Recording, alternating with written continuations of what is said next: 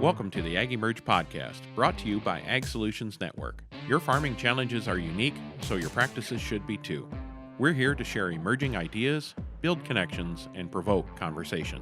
Get ready to improve your soil, your crops, your livestock, and your family's livelihood.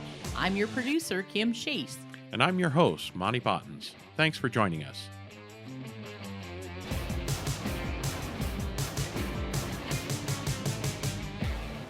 Thanks for joining us today. We've got a great conversation for you with agronomist, author, and regenerative consultant, Dale Strickler. With over 30 years of experience in agronomy, pasture management, and soil and crop advising, Dale has developed highly effective systems for numerous ranches, even in challenging climates and soil types. And what you're going to want to listen for is Monte and Dale's conversation about the water cycle, what we've done to it, and the major impact it's had on our entire soil system. So join us as we tap into Dale's vast experience, expertise, and insights.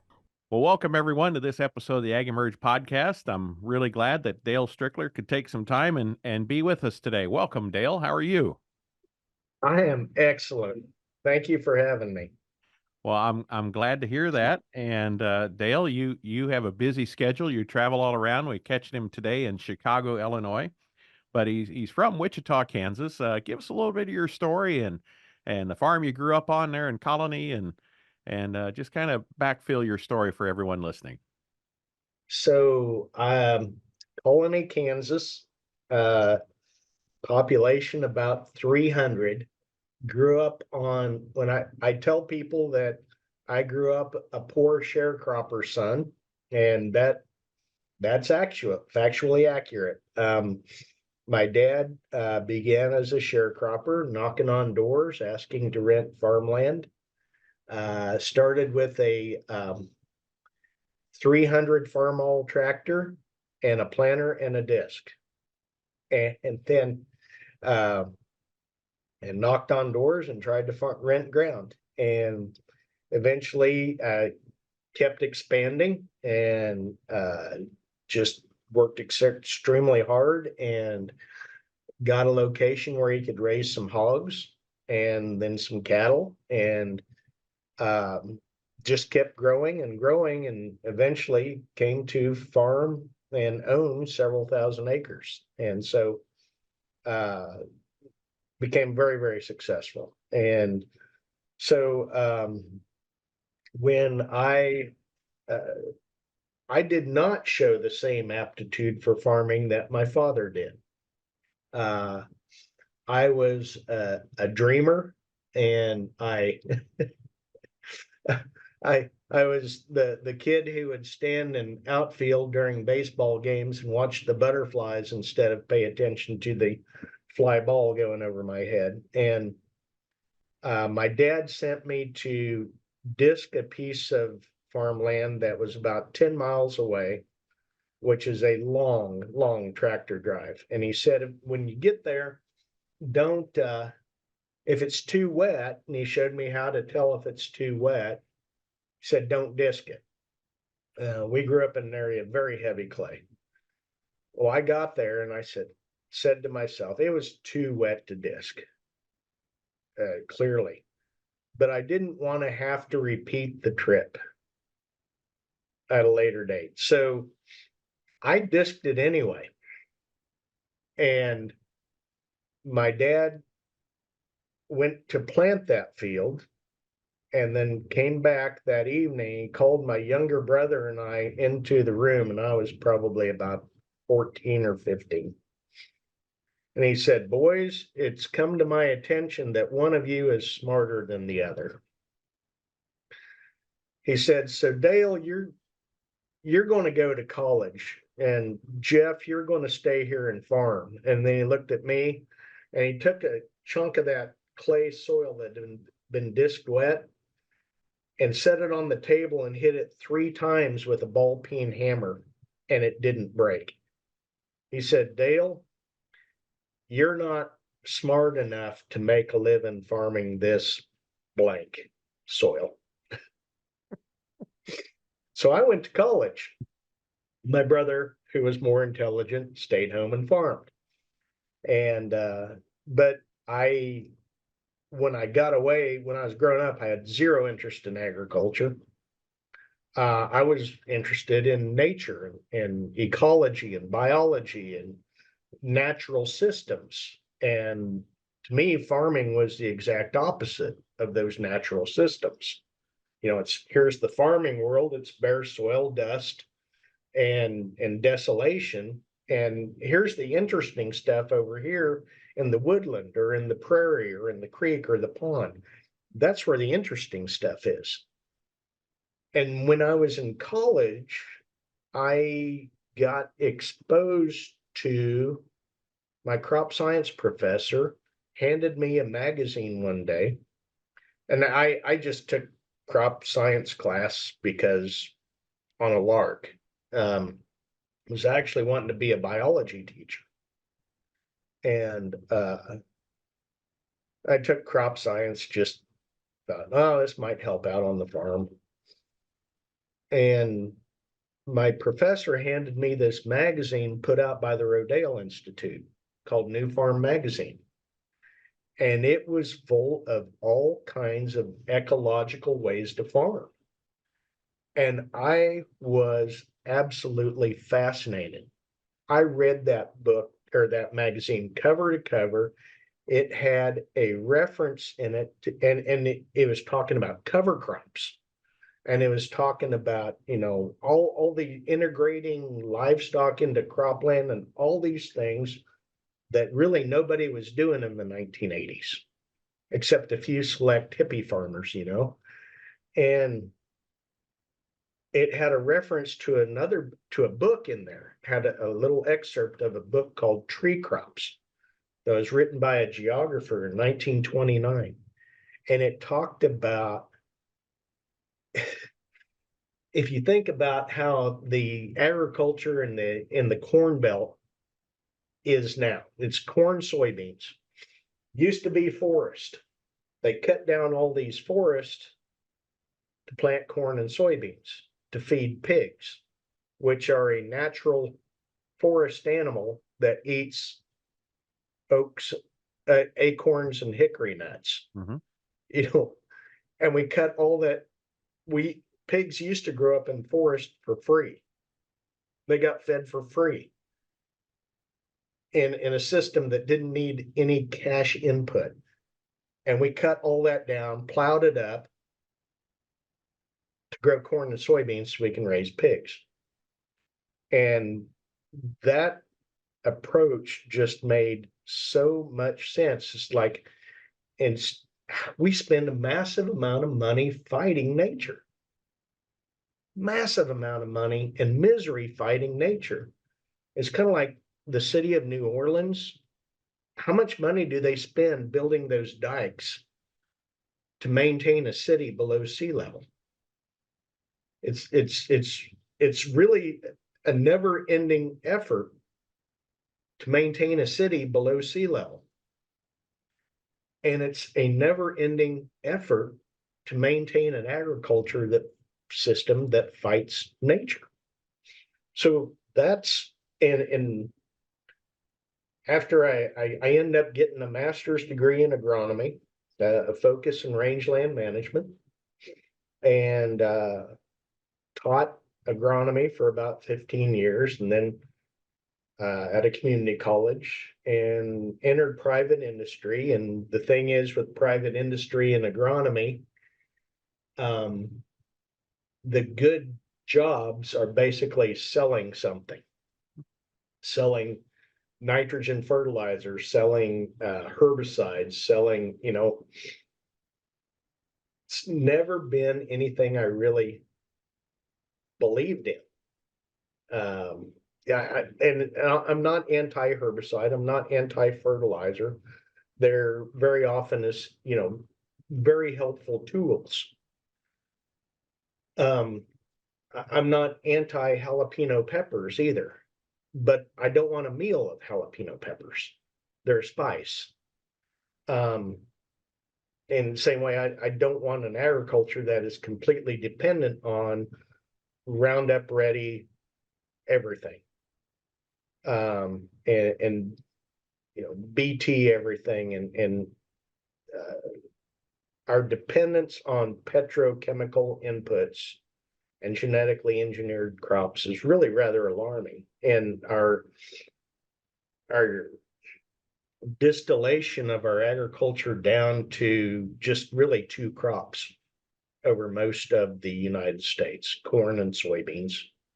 In some places, corn and cotton. It's really, really perilous, I think.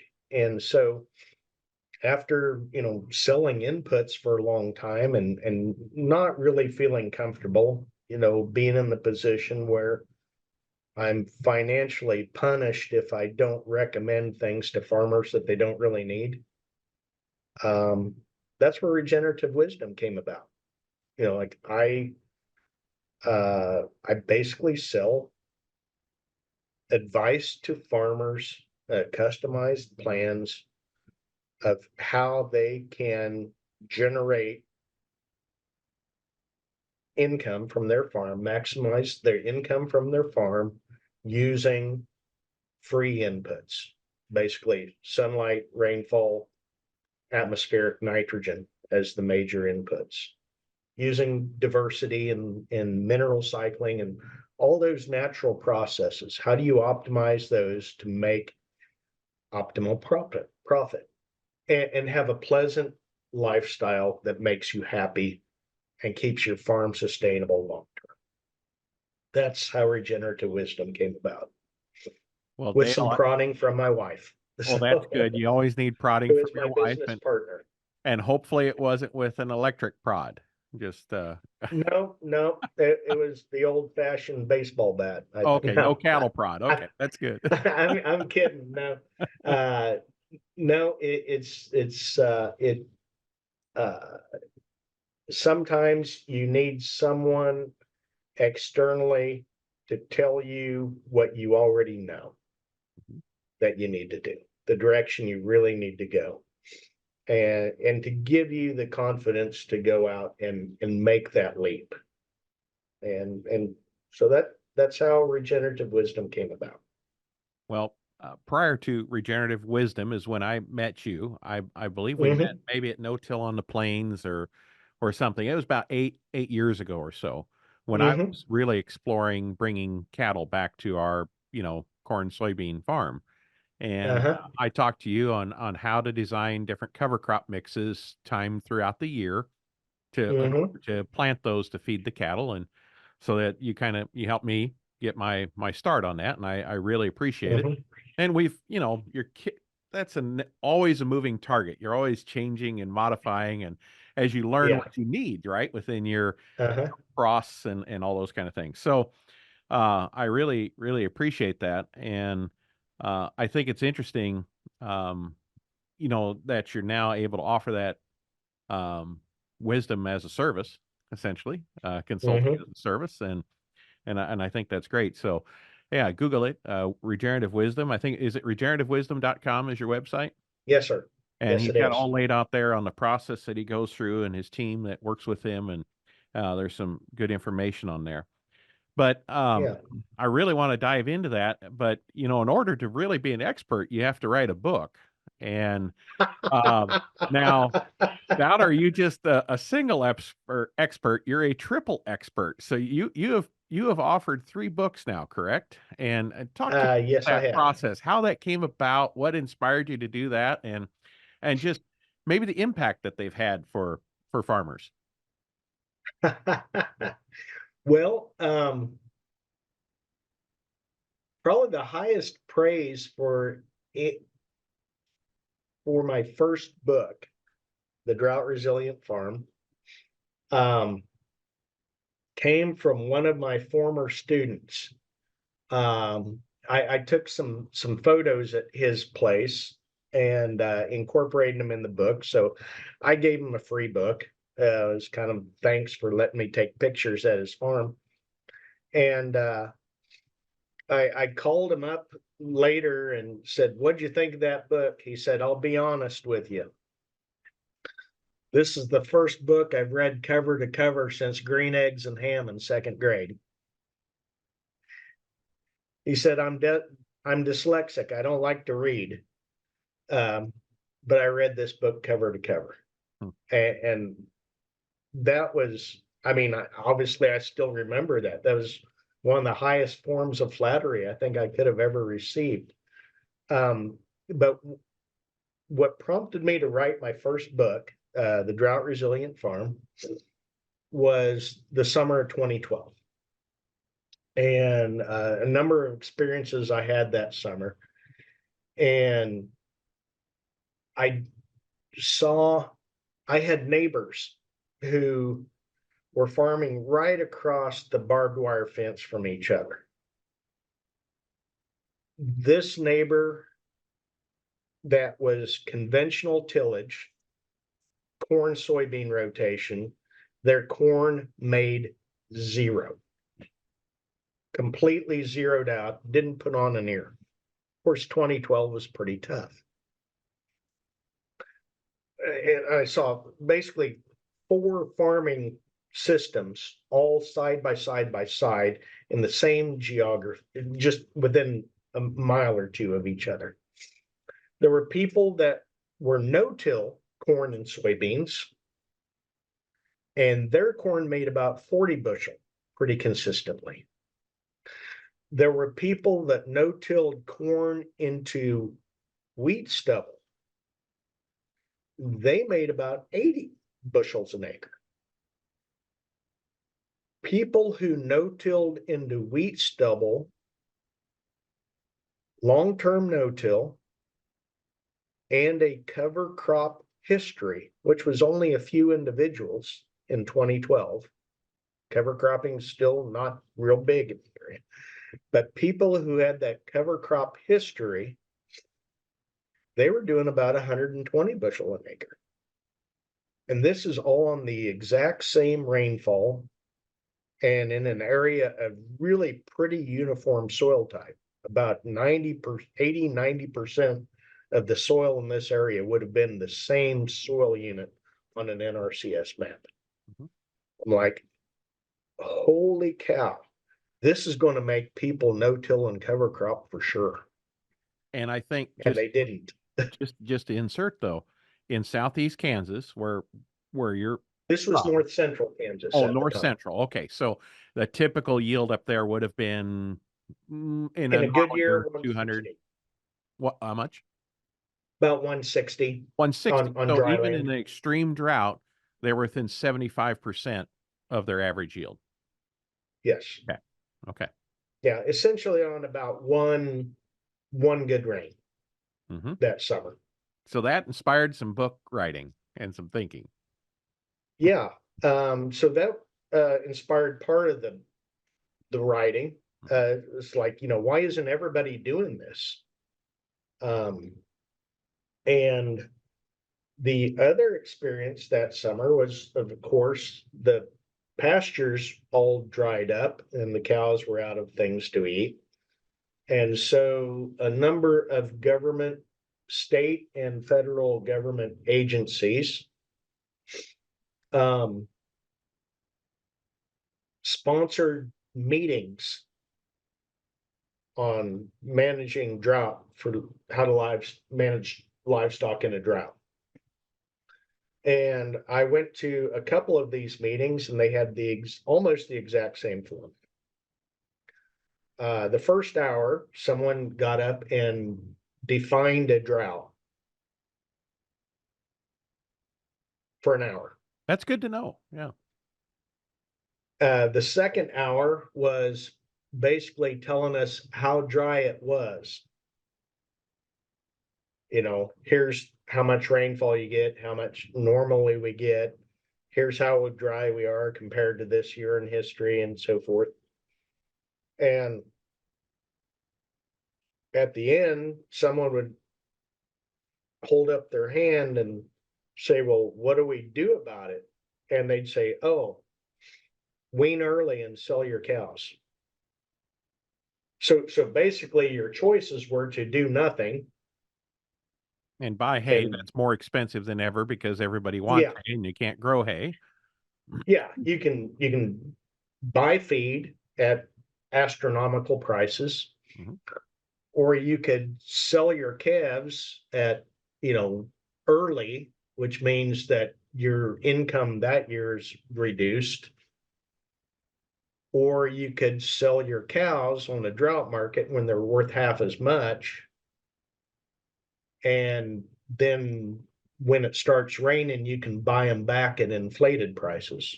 Because the secret to success in any business, is to sell low and buy high. Absolutely. It's the tax savings are incredible. Great way of putting it, Monty. But I'm like, this is an absolute recipe for failure. But this, you look around, Oh, that's exactly how we manage drought in the livestock but business. that's our only options, Dale. There's no other options. You can't. Don't be bothering people with thinking of something else. Yeah. So I You thought, mean wait a minute? You mean there are summer species that are more water resilient uh, instead of corn silage and cool season grass haze? yeah. So I was that guy in these meetings. It's Okay. always got to be So that guy. So I'm glad it was you. I'm like, "Well, wait a minute, what about this? And what about this?" And you could tell the people at the front of the room were getting more and more annoyed with every idea I came up with. And someone next to me said, "Geez, why don't you just write a book?" And I thought, okay, I think I will. And so some of the ideas I came up with, like my grandpa, my mother's father, was a Dust Bowl survivor. Grew up out in western Kansas, and essentially they decided to give up and move back east to southeast Kansas, where it rained, supposedly. And they bought a farm sight unseen on the cheap. And when they got to southeast Kansas, they moved about 400 miles southeast from about an 18-inch rainfall average to a 36-inch rainfall average, which seemed like the Garden of Eden to them. But when they arrived and they saw the farm, it turned out it was an old silk farm. Yeah, there was a failed silk industry in Kansas about 1890. They planted mulberry trees, which is the food of the silkworm larva. And they found out that they couldn't hire, common complaint then as now in agriculture is they couldn't hire anybody cheap that would work cheap enough to make a silk industry. Even in 1890, nobody would do that work as cheap as they would do it in China. And so Kansas silk industry, I don't know if they ever spun a cocoon. Basically failed before it ever started, but the mulberry trees did really, really well. So this entire farm was covered in mulberry trees. And when the drought of the 1950s hit, a few years after my grandpa's family moved from western Kansas to eastern Kansas, the only green thing remaining in any of the pastures was mulberry trees. And the cows were reaching up and grabbing leaves off the trees. And my grandpa said, there's feed basically a chainsaw away. And he went out and he found that one mulberry tree cut down per day per cow kept the cows nice and fat and happy. And he didn't have to destock at all during the 54, 55, 56 3-year drought like everybody else did. In fact, those were 3 of his most profitable years in the livestock business because what happens to if you have feed and nobody else does in a drought, you've got options that other people don't have. And he had good green high quality feed, and the mulberry trees got chopped up and sold for firewood that winter. So it was really a win-win all the way around. So after hearing my grandpa tell me that story, I'm like, I bet there's all kinds of other ways to generate feed in a drought that we don't think about. And some of those lessons were, from the 1930s, the 1950s in my area. And then I just start looking for these things and I start talking to people and, people, how do they feed in Arizona? How do they feed cows in a drought? And they said, well, we would take a blowtorch and we'd singe the needles off of prickly pears. Or, here's what we did here. Here's what we did here. What about grazing droughted out corn? What about, this or grazing cattails, putting a polywire around a pond or, all these different grazing road, all kinds of ideas that most people just never think about. And then you bring it up, said, oh yeah, why didn't I think of that? And so that's how the first book came about. And then the next book came out with Managing Pasture, which if you, and you know this, Monty, you drive a lot of country. If you go up and down the road and you look at pastures, what percentage of them would you say are overgrazed? Oh, all of them. And it's sad because you see them even here, they're overgrazed. They turn them out just as soon as you possibly can because you're tired of feeding hay, and the pasture never has a chance to get ahead. And it looks like a green on a golf course from April Yeah, 15th on. and what do you call those green things on the plant? Oh, Leaves? oh, huh? You Yeah, can't, they're not even long enough to be called leaves. yeah. They didn't leave anything. And basically all of agriculture is capturing sunlight and rainfall and turning it into something you can sell. How in the world can you capture sunlight without leaf area? The AgEmerge podcast is brought to you by Ag Solutions Network. The ASN team is hands-on, digging in and invested in regenerative agriculture. Along with the proper plant nutrition and biologicals to boost your soil microbiome, we provide the ideas and implementation guidance to support you on your soil health journey. So stop farming the same way and contact Ag Solutions Network today at asn.farm.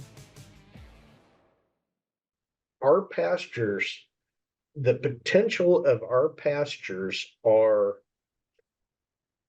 that we're realizing is just a mere fraction of what their actual potential is. We largely because of our grazing management, and people say, you ask a cattle farmer, what's your job? Oh, I raise cattle. Well, if that's how you view your job, I you can't really blame a person for trying to get as many cattle out there on the pasture as they can. They say, well, I'm a grass farmer. Okay, well, if you're a grass farmer, you can't really blame a person for wanting to get 100% harvest efficiency, right?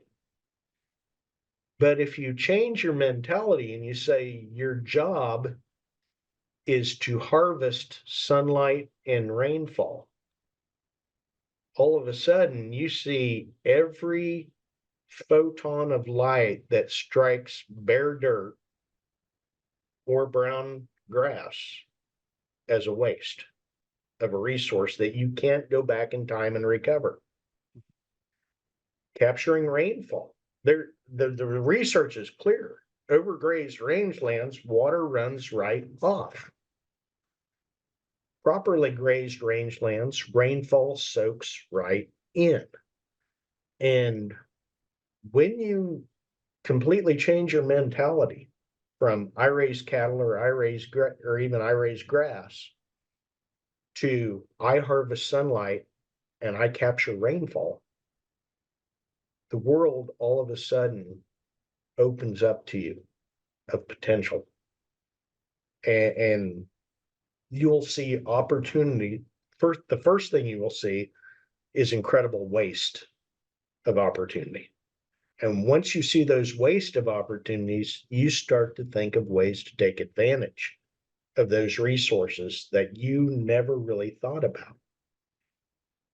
And no farmer, you can say, well, how many bushels of corn did you harvest today? They can tell you. When you ask them, how many photons of light did you harvest today? None of them can tell you that. But that's really where the money is made, is from harvesting light and capturing rainfall. And if the creek rises after a 2-inch rain, that's a big red flag. That's a huge red flag. And we're just not very efficient. I saw Peter Donovan. I don't know if you're familiar with Peter Donovan. Yeah. Okay. Yep, Peter and all the work he's done on soil carbon. Yeah. So I saw him give a presentation, and I had to get the slide from him, but he showed a is it NVDI? Yep. Where they measure NVDI. Yep. photosynthesis? Yes. Where they measure photosynthesis from space, and he showed it for southeast Kansas. And I thought it was just really striking. The Neosho River, which goes right by Iola, where I used to work when I worked for Green Cover, probably my favorite job of all time. I mean, if you got to work for a job, working for Green Cover is pretty good. Because I was selling stuff I believed in when I worked for Green Cover. I big believer in cover crops. But the Neosho River Valley, which went right by Iola, right by my office, take a guess how many days of photosynthesis the average acre in the Neosho River Valley was generating per day. Take a guess, Monty. Well, of the actual the trees and such on the road bank, or you're talking the farmland? The farmland. Oh, gosh, you take 30 to 45 days to get canopy on a crop, and then it's only actively growing. Then you pollinate or flower within another probably 45 to 60 days. Yeah, it's about 65 to 85 days. Okay. Well, yeah, you'd have the grain fill period too. Yeah. Yeah. What happened to the other 280 to 300? Yeah, nothing. Nothing. And I gave a presentation in the Neosho River Valley. I gave a presentation to a group of farmers, and I asked them, how efficient are you? Oh, they had to thump their chest like King Kong. So, we're the most efficient farmers on the planet.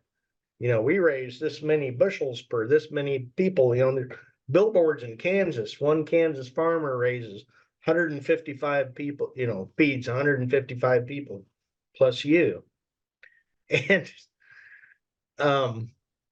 said, well, how much of that's done by machinery and fossil fuel energy? I said, we're incredibly inefficient because this valley only photosynthesizes less than 25% of the year. If your job in agriculture is to capture sunlight, you're doing a miserable job. By and large, we do a miserable job in agriculture capturing sunlight. That's cropland. So, well, we got pasture over here. Well, your pasture's a bare. The leaves are, an inch long. And it's July. And you're not capturing photosynthesis. And every time we get a 2-inch rain, we have a flood. We're not capturing rainfall. And we'll go to the coffee shops and moan and complain, sure could use a rain. I rained 2 inches of last week. And you're already complaining. So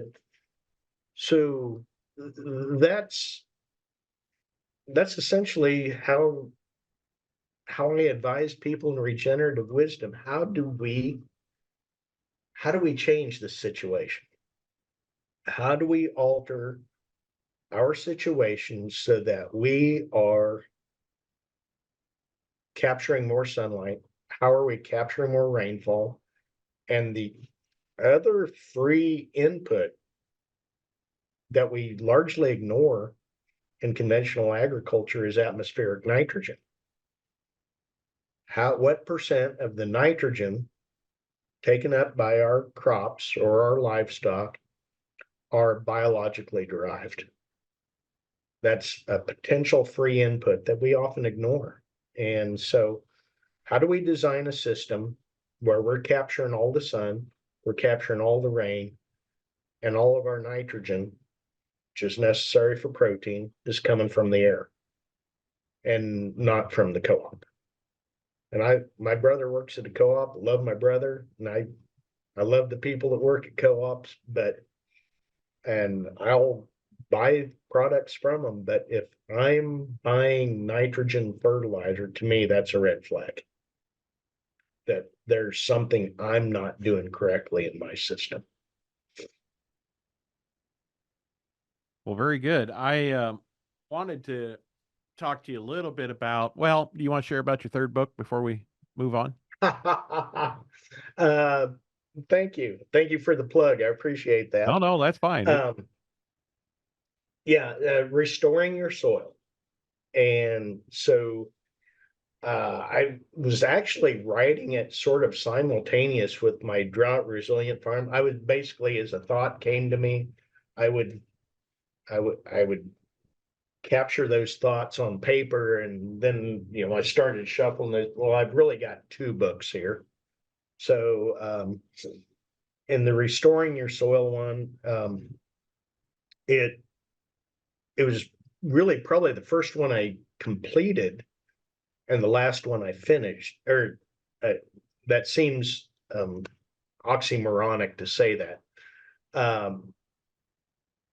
because I wrote my first draft. I thought I had a good book, and then I showed it to my publisher, and they said, this book's really kind of thin. We really like it.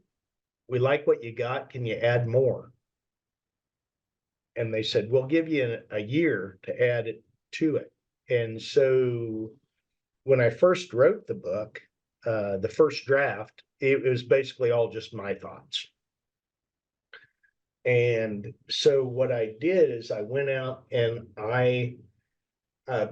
one of the great things, when I went to work for Green Cover, in the interview, they asked me, why do you want to work for us? I said, well, you guys know all the cool people.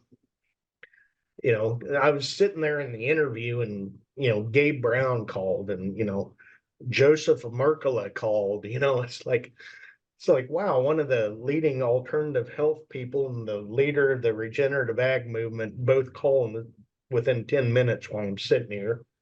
Keith, And they've got probably staged that. Yeah. Anyway, go ahead. Yeah, but and so working for Green Cover Seed, I was able to network with all these great thought leaders within the regenerative agriculture industry from really all over the world.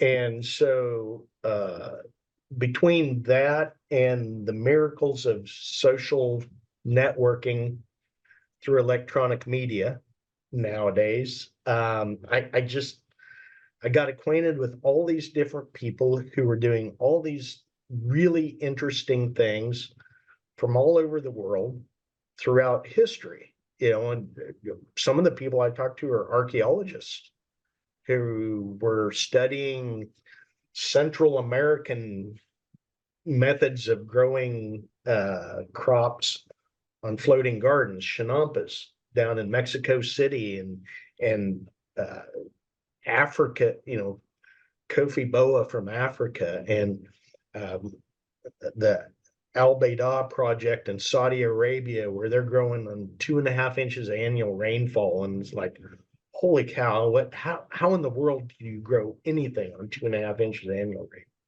And they're doing it. And how did they do that? So I was able to incorporate a lot of these different stories from all around the world. And when my publisher, uh, I mean, it took 6 years from the time I submitted that to my publisher to when it actually got published. And it was frustrating to be, delayed, but in hindsight, that was the best thing that could have happened to that book because it was able to expand to incorporate the thoughts and experiences of all these really smart people from all around the world. And it made it so much better book than what I could have come up with on my own. And I think that's what makes the book really special is it does have so many experiences from so many different people. And so I'm pretty proud of it. And because of the contributions of so many different people. Well, good. And if you haven't figured it out, you definitely want to read them. I'm sorry they're at home in my library, otherwise they'd be set out here. So apologize, Dale. I wasn't coordinated well this morning. But Well, I'm glad anyway, you have them though. um, let's talk about. I know you like to talk about big picture things. Um, I want to bounce a couple ideas off of you. How much do you think uh, climate change, climate irregularity is being caused by our landscape management? Uh, let's see. Have you I'll just been bugging share. my room or No, no. what? Let me just share my thoughts with you, and you're welcome to poke Okay. holes in all you want. Yes, we have increased from 0.03% to 0.04% carbon dioxide in the atmosphere. Well, I don't Hmm. argue that. Uh, do we have overall global increases in heat? Likely do, even though our sensors are closer to cities than what they were 30, 40 years ago. So there's some heat bubble effect. Hmm. Um, do I believe that carbon dioxide, the modeling of carbon dioxide creating a layer causing global warming? Maybe, but it is certainly, in my opinion, not the only driver. When I just an interesting observation. I had a Jeep when I lived in California. I loved going rock crawling up in the Sierra. We'd have the top off, or coming back at night down the mountains at 9 or 10 o'clock at night. We're on our way home, and I drive under the Freeway 99 overpass. The overpass is solid concrete. And when you're driving with the top off and the doors off, you can feel temperature changes, no problem. And when you'd go under every overpass, it was just like you were in an oven. The concrete that we've poured, these crops that are photosynthesizing for 60 days a year instead of 365 days. We have 300 less days of ET and evaporative cooling. We have, I think a lot of this is what's driving these stronger storms, these higher temperatures, these longer periods of drought, the longer distances between it. Um, so tell me what your thoughts are there. How wrong is that? And because if that is the case, we have an opportunity to change it. Yes, I think you are absolutely spot on. I think slowly more and more people are catching on to this, and as I as I travel to and speak with non people outside of agriculture, they ask me, why don't farmers believe in climate change? And I say, farmers do believe in climate change because they see climate change happening. Like I say, the best evidence of climate change in Kansas is that our possums used to have gray coats of fur. Now they have a shell. We have armadillos in Kansas. And in the 1950s, the northern range of armadillos. Now, the northern range of armadillos is regulated by how deep they can burrow. They have to burrow below the frost line in order to make it through the winter. And the northern limit of armadillos in the 50s was in Texas, about Dallas, Texas. And then by the 80s, it was in Oklahoma, and now they're in Nebraska. Hmm. And so the winter temperatures are definitely getting warmer. Climate change is occurring. I don't think anybody can deny that. And most farmers say, yeah. What we don't believe in is the remedies that are put forth. I don't remember which politician it was that said, never let a good crisis go to waste. If you want to seize political power or economic power, hype up or create a crisis and then position yourself as the solution to that crisis. And I don't know why people outside agriculture don't see that as what's happening with climate change. There's some really, truly frightening solutions put forth, like blocking sunlight with, stuff spread out of airplanes. Like, that is the dumbest idea on the planet, maybe ever in history. You're going to try to fight climate change by stopping photosynthesis? That's insane. Absolutely insane. I think you're absolutely right that our land management is altering climate change, probably more so. And I think evidence will accumulate over time that, I mean, if you believe Walter Yenny or some of the other people, Jan Pokorny in Czech Republic, the way we have messed with the water cycle probably has far more impact than the addition of carbon dioxide to the atmosphere. If you look at, now I discuss this a lot on how land management affects rainfall. To create rain, you need three things. You need moisture in the air, and we have decreased the moisture inland over land masses because we no longer, as you said, we don't have transpiration over a large part of the year. We still have evaporation after a rain, but that only happens for a couple days after a rain. Transpiration goes on. Those plants can mine water out of the ground, put it in the atmosphere over a long period of time. So really instead that of short. cycle of water vapor today is more exaggerated. So after a rain event, we Yeah. have high humidity and then we drop down versus in We'll a get perennial a grass week. scenario, you'd have more of a constant level of Right. water vapor. When your moisture in the air is coming from evaporation, you get flooding followed by long periods of drought. When transpiration is your source of moisture in the atmosphere, you get frequent gentle rains, which is what we want. So we want more transpiration. And lots of corn and soybean or wheat, fallow wheat don't give you that. You have to eliminate fallow out of our system if we want to restore our water cycles. And the moisture that's in the soil, we all know that dry soil heats up easier than wet soil.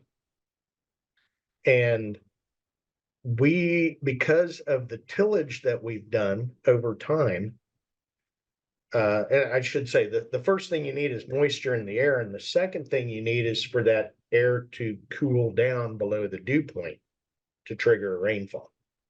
And that can either be, rising up in the air until it gets to high enough in the atmosphere to cool down, or from cold and warm air masses colliding.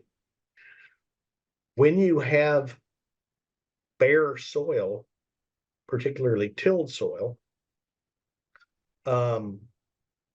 historically tilled soil does not have the water holding capacity that native grassland or forest has.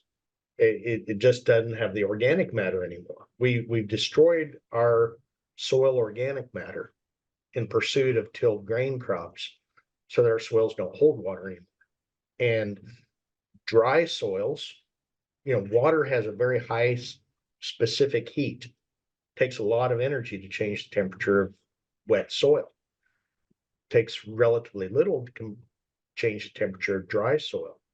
So when you have large areas of historically tilled bare ground, that land heats up in the summertime extremely easy. Creates heat domes, and you can see them on the weather map at night. Those heat domes push moist air masses coming in from the ocean away. It blocks rain coming in from the ocean. And when you don't have transpiration anymore, and you don't have moisture coming in from the ocean either, because we have these big heat domes, where's the moisture going to come from to make it rain? That's a situation of our creation, largely. And then the third factor that you need to create rainfall, and this is something I have never ever once heard on a weather forecast, is I was taught in school at the center of every raindrop, there's a speck of dust, condensation nuclei. Well, it turns out that dust, soil particles, are really poor condensation nuclei. Mhm. For soil, which is mainly silicon dioxide, to become airborne, it has to have a very tiny radius, be very small. And it just does not have enough hygroscopic attraction to pull water vapor to it. But It something takes a else does. massive amount of moisture in the air to create rainfall when Right.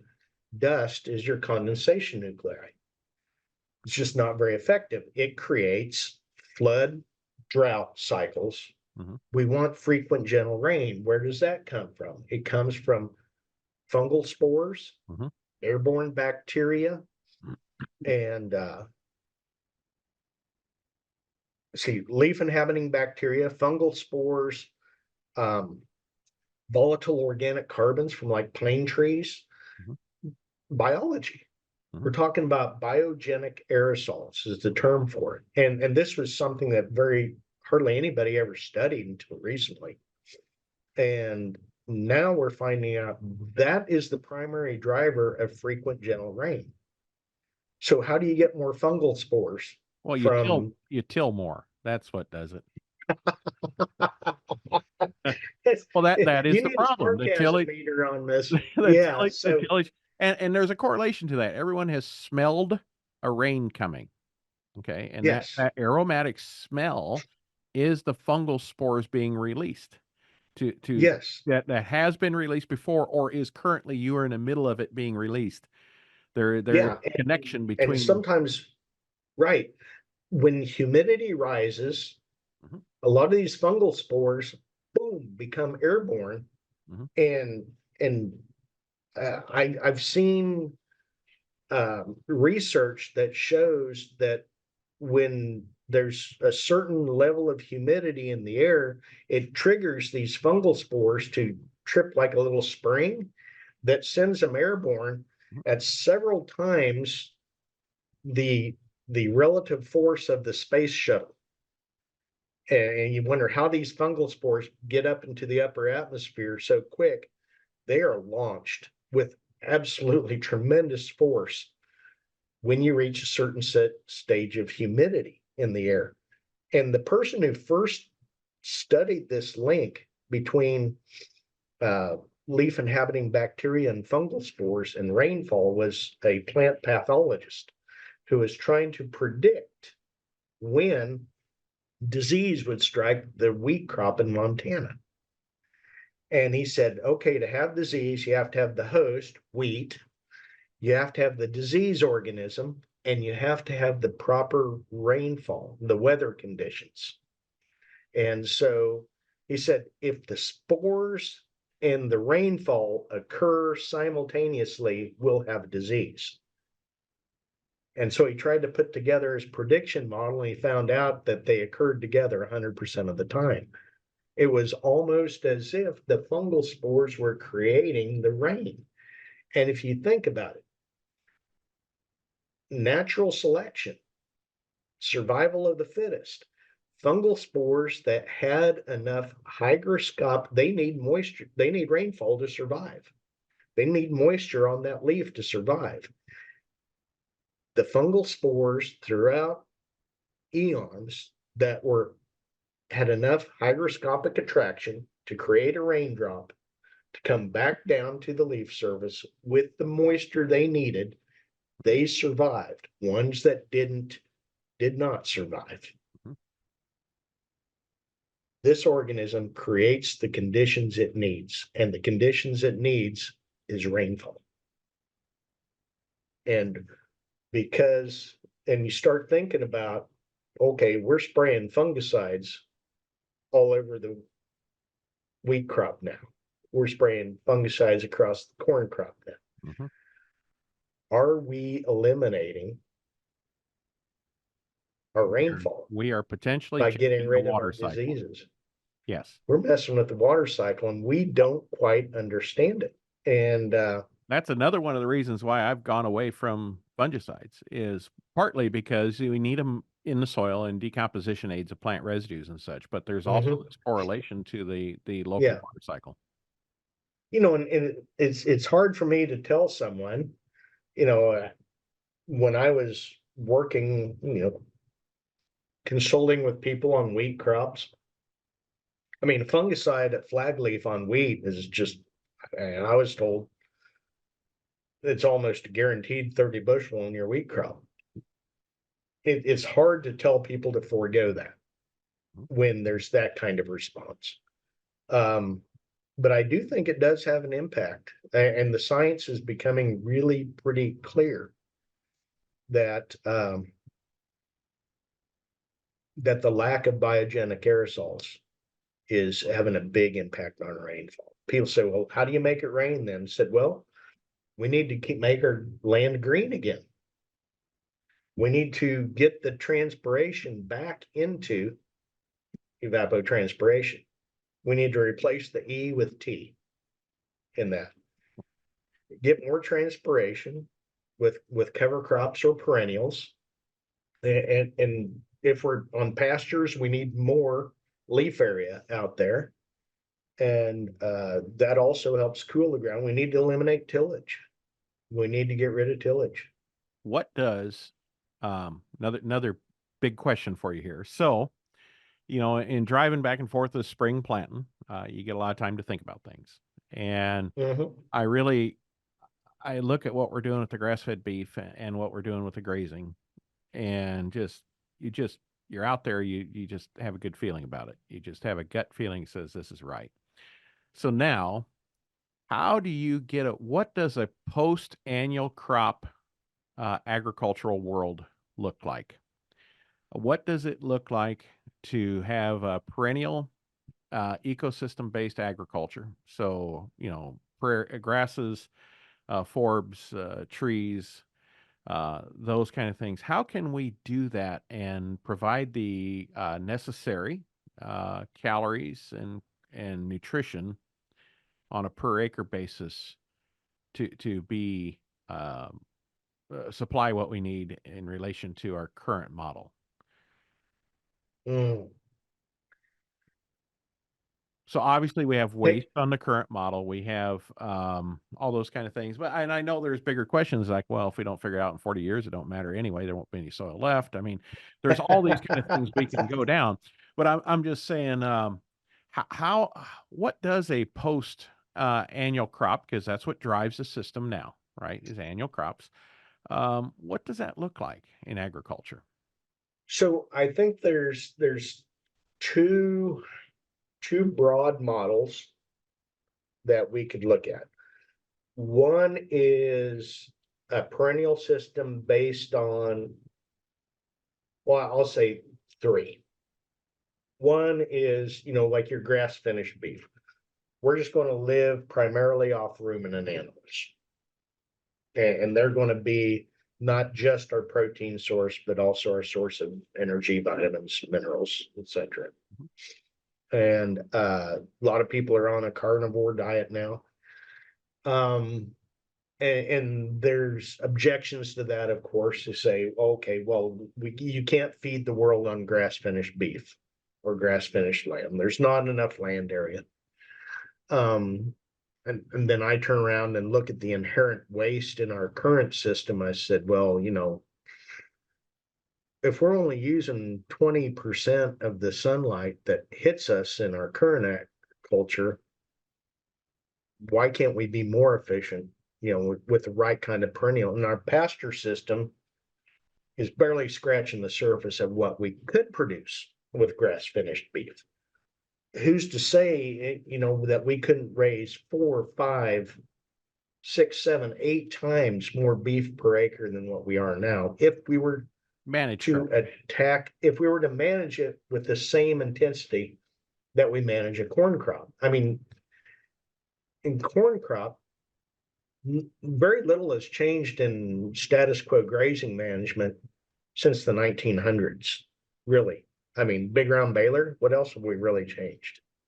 2,4-D, nitrogen fertilizer, I'm not sure that took us in a positive direction, honestly.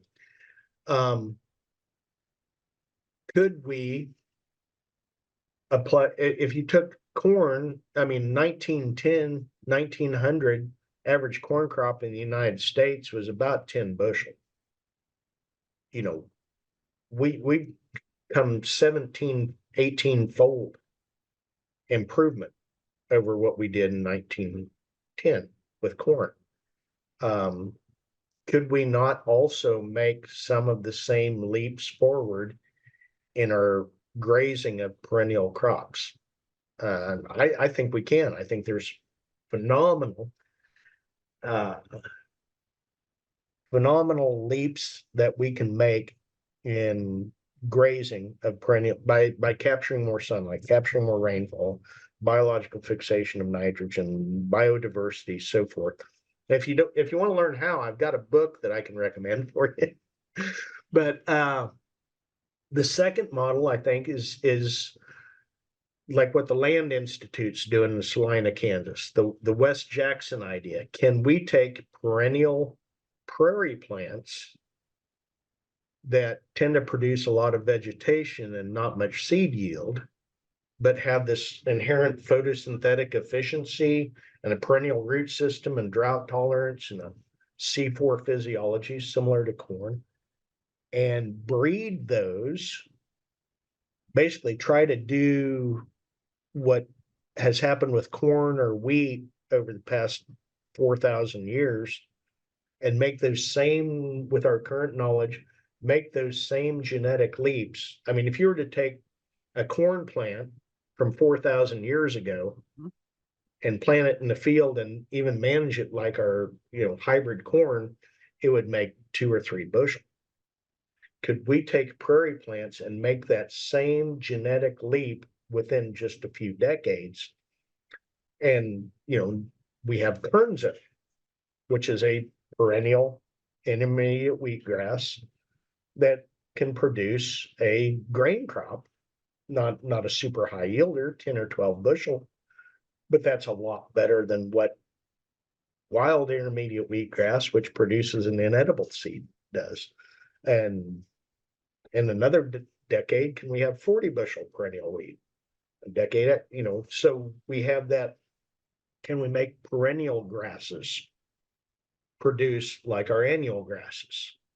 And Or even because those systems, maybe where we have the perennial grasses and we're interseeding annual crops. So we're keeping it green all the time with that type of approach. So where you've got that green.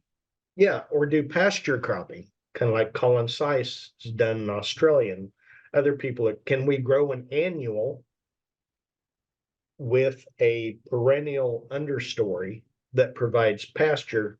And like Rick Clark and Dan DeSutter are doing there in Indiana, who they have a perennial cool season, and they're a summer annual corn crop with a perennial cool season grass understory that can provide pasture in the winter. And so, I think there's some possibilities that way. Can we have annuals? I mean, the only thing wrong with annuals is they have to reestablish from seed, during which time they're not really photosynthesizing. and they're short term, and they have very small root systems.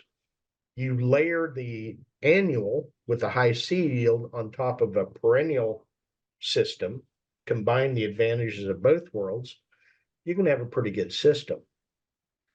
I think the final one that we ought to look at is, I mentioned the book Tree Crops by J. Russell Smith, written way back in the first edition in 1929, and he traveled around the world and saw which societies were, he was a geographer, he noticed which societies were prosperous and which ones were destitute.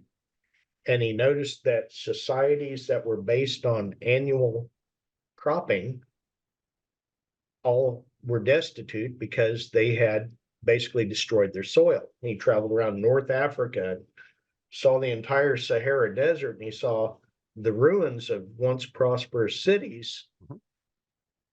And all of North Africa used to be a big forest, Mhm. and now it's desert, and it's all man-made Mhm. through annual cropping. Whereas the civilizations that utilized the trees themselves, instead of seeing the trees as an obstacle to be cut down and converted into wheat, the societies like on Corsica that used the cork oak trees there, and the chestnut trees there as basically a big silvopasture to raise cattle on the grasses underneath the trees. And then once the chestnut and acorn crop fell, it became fattening pasture for pigs. And so the trees were not just used to produce human food, but to produce livestock food. Mhm. And chestnuts and oaks, and you can look around, there have been similar systems all around the world where trees were the mainstay crop, especially in the more humid areas where trees are the natural vegetation. The fossil pollen record indicates that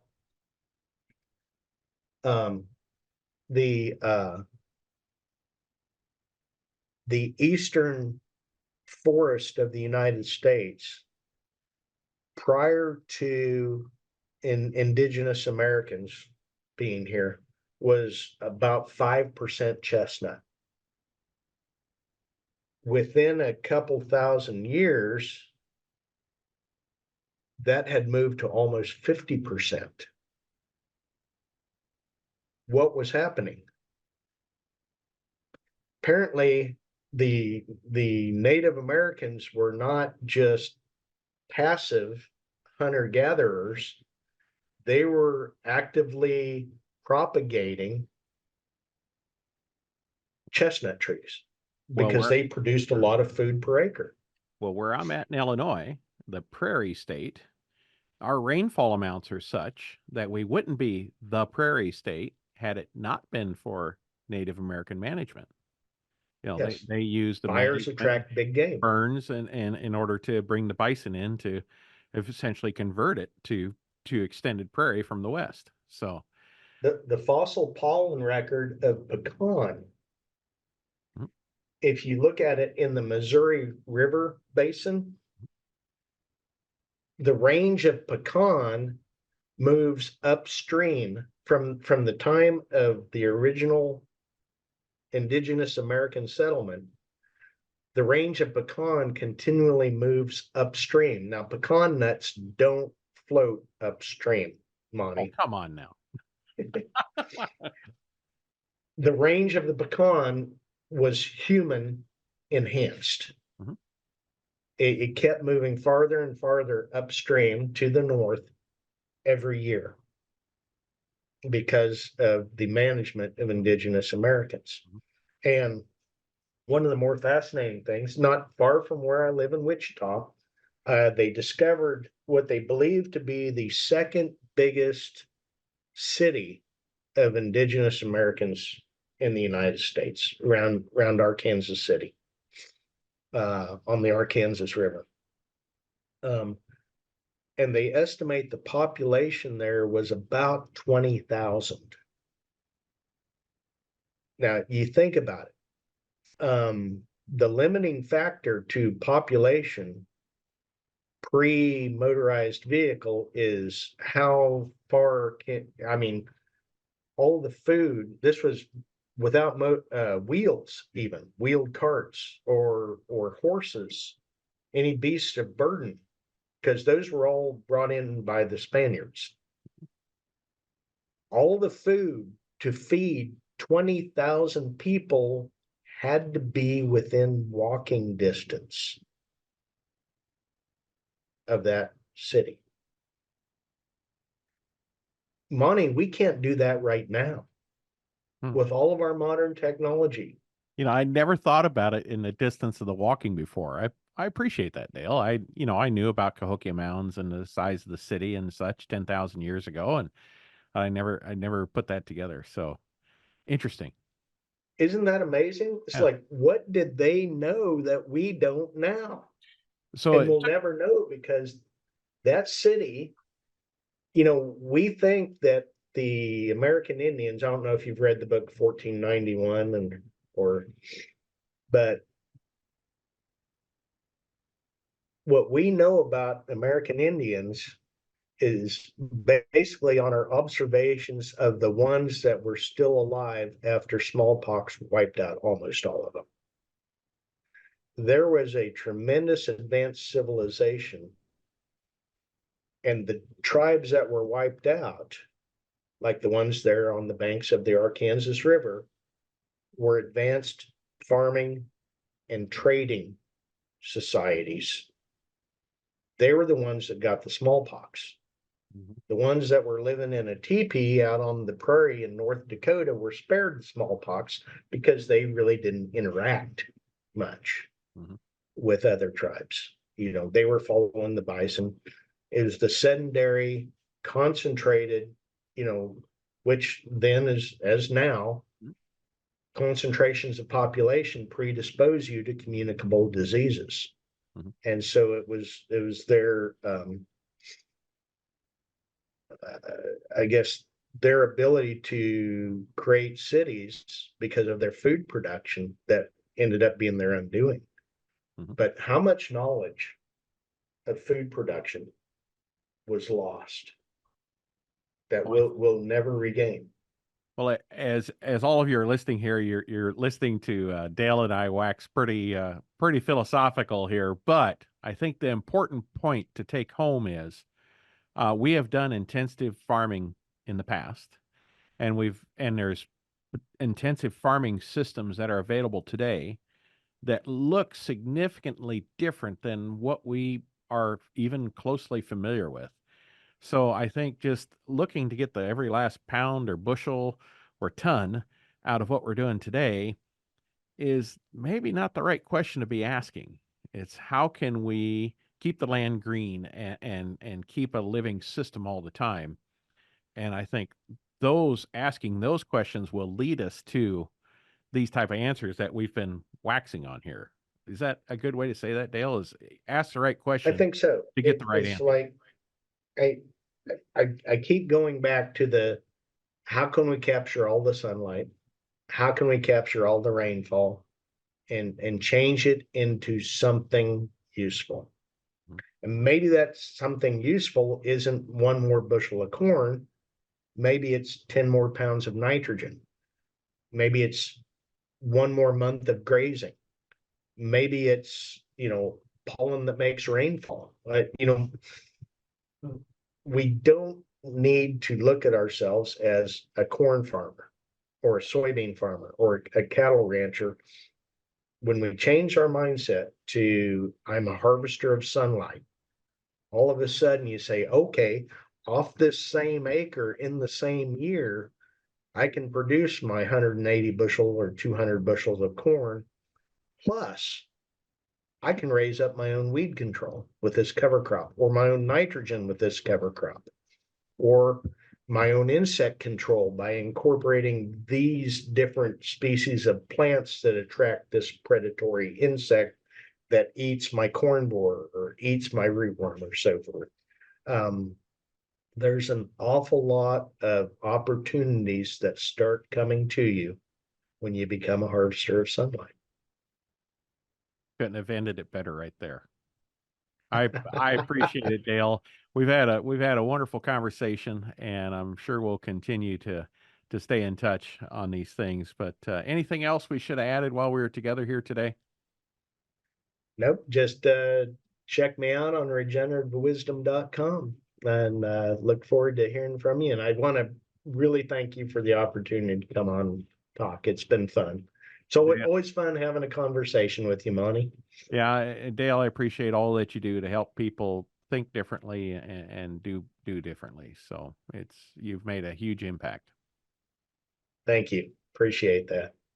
We hope you've gleaned some great information from our conversation with Dale. His passion to always be learning, as well as his desire to help growers problem solve, is exciting, always working with nature to improve our agronomic practices. And as always, if you'd like to learn more about what we're doing to help growers implement effective soil health practices, well, check out our website at asn.farm. And there you can click on links to follow us on Facebook, Twitter, Instagram, LinkedIn, and YouTube. There's a lot of great things happening and always something to learn. Thanks for listening.